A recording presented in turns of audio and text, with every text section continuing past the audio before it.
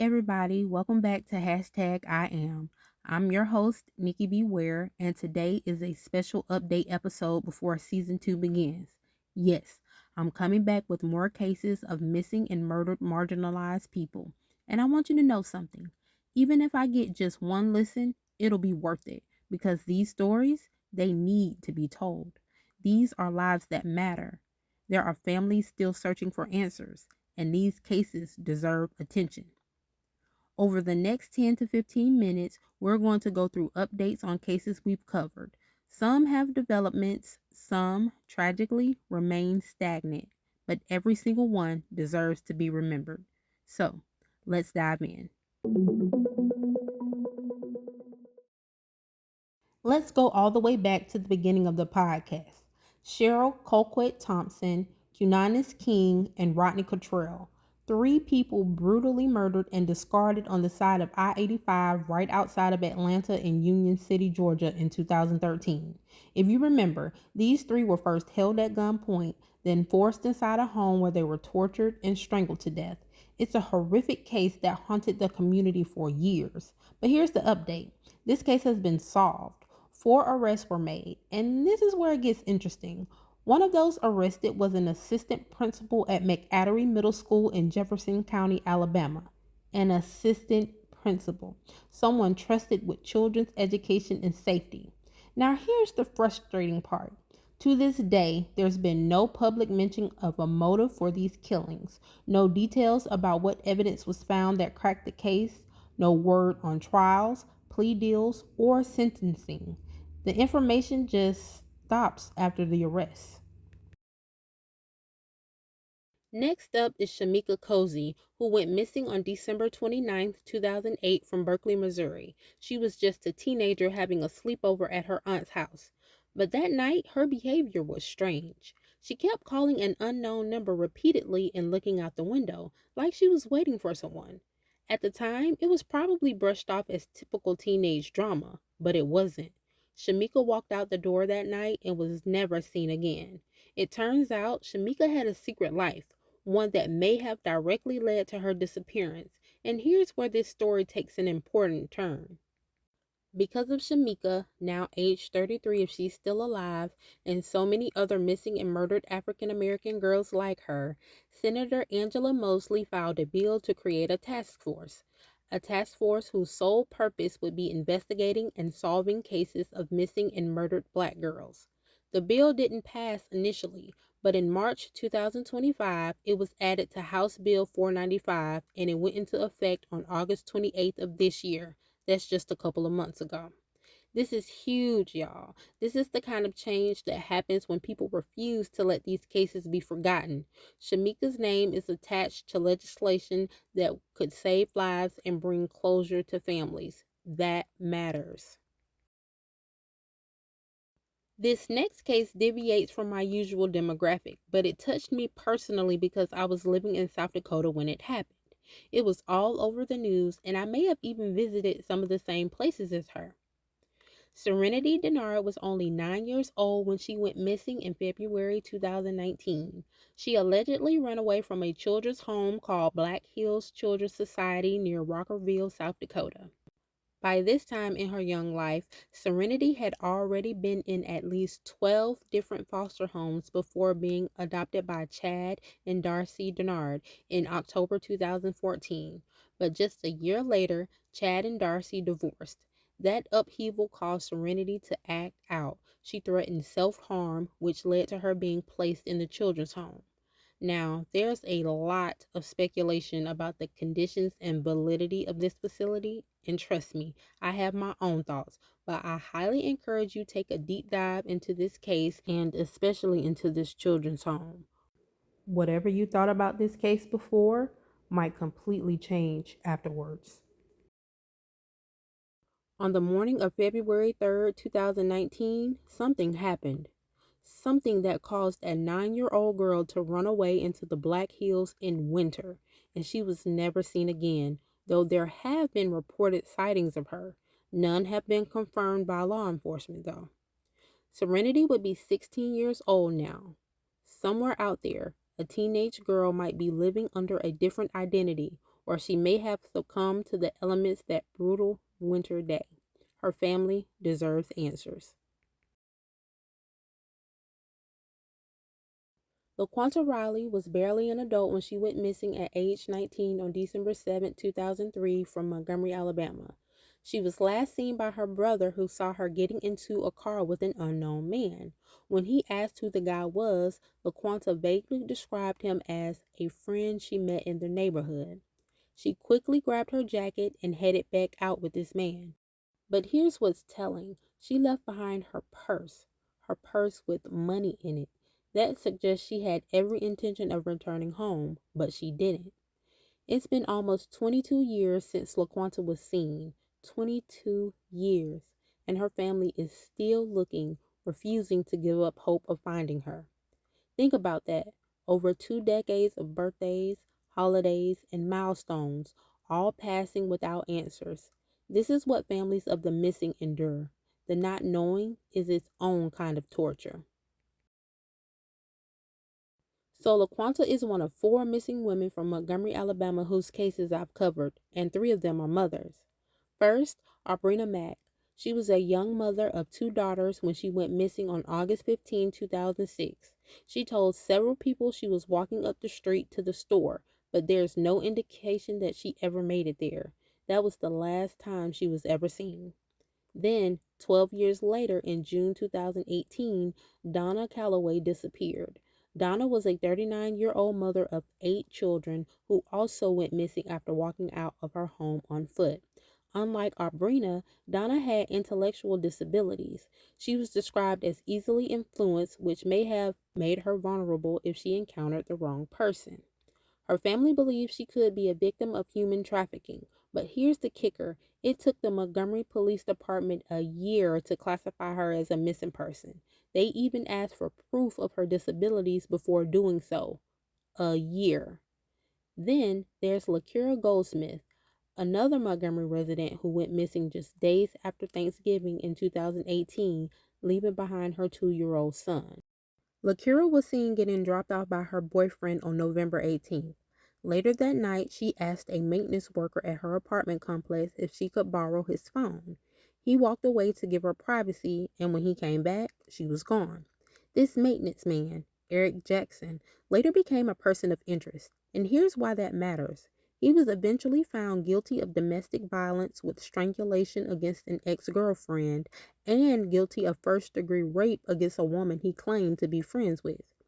Clearly violent tendencies, but police didn't take a hard enough look at his connection to LaKira, possibly because another missing young woman was making headlines in Alabama at that time, and LaKira's disappearance was barely talked about. If investigators had taken these cases seriously from the beginning, I truly believe these families wouldn't still be searching for answers. But here we are, almost 7 years later for LaKira, and much longer for Aubrina and Donna. Let's cross the Atlantic now to London, where we have two young black people who died by drowning under suspicious circumstances, and both cases were essentially ignored by media and law enforcement. Richard Okorgie was a 19-year-old college student who went missing in March 2021, right during the height of COVID. Richard had sickle cell anemia, which made COVID particularly dangerous for him. Because of this, he was extremely careful about going out. But on the night of March 22nd, 2021, he did just that, and no one knows why. He was caught on CCTV around 8:45 p.m. buying cigarettes, rum, and wine. He was later seen after midnight walking alone toward Epping Forest. That's where his body was eventually found, in a lake, face down. His cause of death was ruled a drowning, but no one knows if it was accidental or intentional. Why was he in the forest, and how was he able to purchase those items when his wallet and ID were left at home? The Met Police made critical mistakes early on, mistakes that have contributed to all these unanswered questions. Then there's Blessing Olusegun, a 21-year-old business student who died on September 18, 2020, just 1 week after starting her new job as a caretaker for an elderly woman. Blessing had been a victim of sexual abuse early on in life and suffered from depression and self harm throughout her life because of it. So, when she was found deceased on Glen Gap Beach, police were quick to rule her death as accidental or suicide, and this was before they even knew her history. But things don't add up. Blessing didn't know how to swim, and people who knew her insist she would never be that close to water. Her wig was missing, and everyone knew Blessing didn't go anywhere without her hair done. Her nails were bitten down to the quick, and her phone and shoes were found 300 meters away. The scene wasn't properly cordoned off either. Police lied about CCTV footage availability. They said there was only one camera when there were actually multiple cameras along Blessing's route to the beach. In March 2022, Blessing's death was officially ruled accidental and the case was closed. But her family knows better, and so do we. Sophia Lucerno Juarez disappeared the day before her fifth birthday on February 4, 2003, in Washington state. There was a tragic miscommunication that day. She was supposed to go to the store with her grandmother's boyfriend, Jose, but he left without her. The family, not knowing he'd already gone, got Sophia dressed and sent her out with money to buy something. The moment Jose returned without her, they knew something was terribly wrong.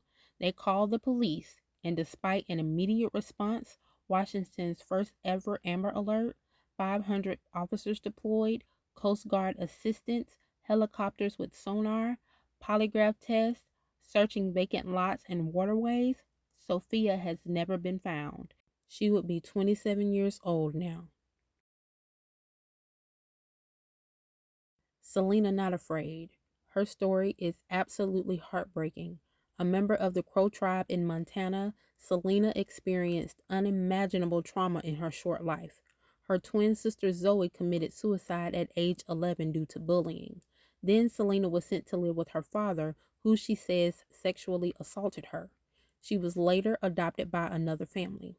Then her older brother was shot and killed by police in a controversial shooting.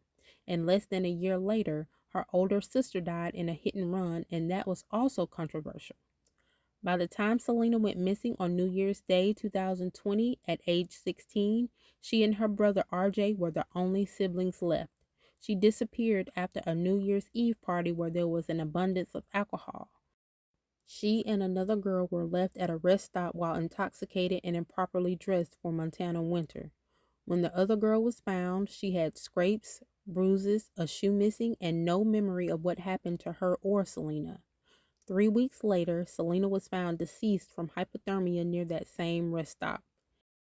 In 2024, the driver and party attendee Robert Alvin Morning Bromley III was charged with 2 counts of felony criminal endangerment for knowingly abandoning those girls. He faces up to 10 years in prison and a $50,000 fine.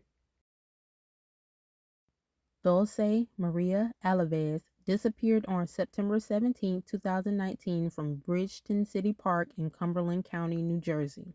She was just 5 years old, playing with her 3-year-old brother near some storage buildings while her mother and young aunt watched from the car. A witness reported seeing her being led to a red van by a young Hispanic-looking man. When her mother went looking for her shortly after, Dulce was gone. A statewide Amber Alert was issued, but Dulce has never been seen again. It's been over 6 years now, and Dulce would be 11 years old today. Lauren Cho was a 30-year-old high school music teacher living in California who quit her job to embrace a nomadic lifestyle during COVID. She linked up with a man named Cody Oral, and together they traveled across the country with plans to run a food truck. But just 6 months after arriving in California, Lauren went missing in June 2021. Her remains were found in the Yucca Valley Desert a little over 3 months later on October 9, 2021. Her cause of death was ruled undetermined, and that's where everything stops. Like so many other people of color, Lauren's disappearance didn't receive significant media attention, and there have been no further updates since. Khadijah Britton An indigenous woman from the Wailaki tribe in Mendocino County, California, was trapped in a violent domestic relationship with Neji Fallis IV, who was significantly older than her. At just 20 years old, she was thrust into a parental role caring for his 4 children. By year 3, she'd had enough. On January 30th, 2018, she showed up at her father's house, bloodied and bruised, saying Neji had beaten her with a hammer and threatened to kill her and her family. The next day, her father took her to a domestic violence shelter where she filed a restraining order, but Khadijah missed the court hearing. 2 days after that missed hearing, on February 7, 2018, Neji showed up with his current girlfriend, Antonia Batista Dawson, and forced Khadijah into a car at gunpoint. Despite multiple witnesses to the kidnapping and his criminal history, he was never charged with anything related to her disappearance, and she has never been seen again. And Daniel Robinson. Since we released his episode last month, there have been no new updates. These are the updates, some with progress, many without. But every single one of these people deserves to be remembered. Their names deserve to be said. Their families deserve answers. Like I said in the beginning, season 2 is coming, and we'll continue telling these stories because silence and erasure, that's not an option. Thank you for listening, and until next time, keep asking questions, keep demanding answers, and remember, you never know what evil lurks behind you, so be vigilant and don't be afraid to cause a scene. Anything to ensure that you make it home safely. As always, this is #IAM. Be blessed and stay safe.